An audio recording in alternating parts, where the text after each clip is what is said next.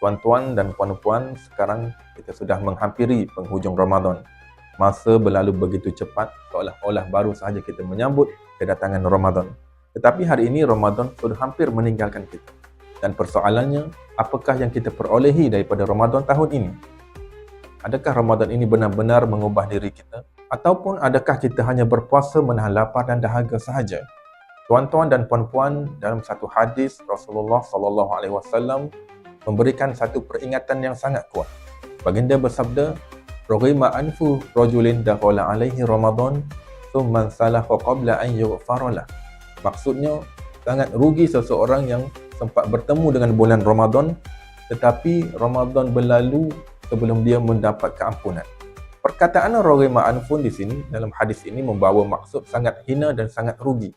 Bayangkan Ramadan datang dengan membawa peluang besar untuk menghapuskan dosa. Pintu rahmat Allah terbuka luas, ibadah digandakan pahalanya, tetapi masih ada manusia yang membiarkan Ramadan pergi begitu sahaja tanpa perubahan di dalam dirinya. Itu kerugian yang besar. Bayangkan betapa ruginya seseorang itu. Ramadan datang membawa rahmat, membawa peluang untuk menghapuskan dosa, tetapi dia masih tidak mengambil kesempatan untuk berubah. Tuan-tuan dan puan-puan, Ramadan yang sebenarnya adalah peluang besar yang Allah berikan kepada kita untuk membersihkan diri kita daripada dosa. Dalam sebuah hadis yang lain, Rasulullah SAW bersabda, "Man shoma Ramadan imana wa ihtisaba ghufira lahu ma taqaddama min dzambi." Maksudnya, sesiapa yang berpuasa di bulan Ramadan dengan penuh keimanan dan mengharapkan ganjaran daripada Allah Subhanahu Wa Taala, maka diampunkan baginya dosa-dosa yang telah lalu. Lihatlah betapa besarnya ganjaran yang Allah sediakan.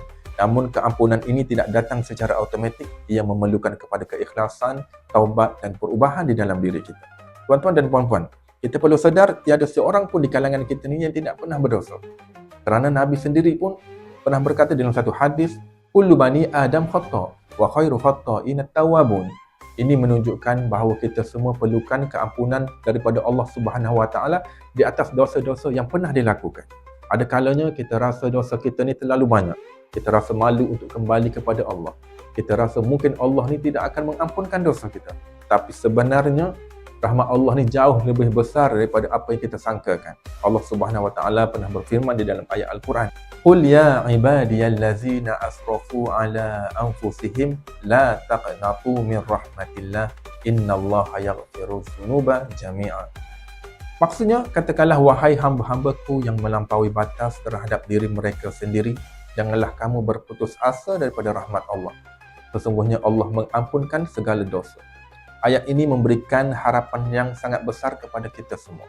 Tidak kira sebesar mana dosa kita, pintu taubat sentiasa terbuka selagi mana kita mahu kembali kepada Allah. Sebab itu di penghujung Ramadan ini kita perlu bermuhasabah diri. Tanya diri kita sendiri.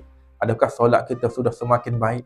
Adakah hati kita ni semakin dekat dengan Allah? Adakah kita pernah meninggalkan dosa yang pernah kita lakukan?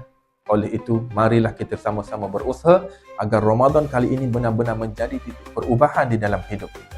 Semoga Allah mengampunkan dosa-dosa kita dan menerima segala amal ibadah kita. Wallahu a'lam.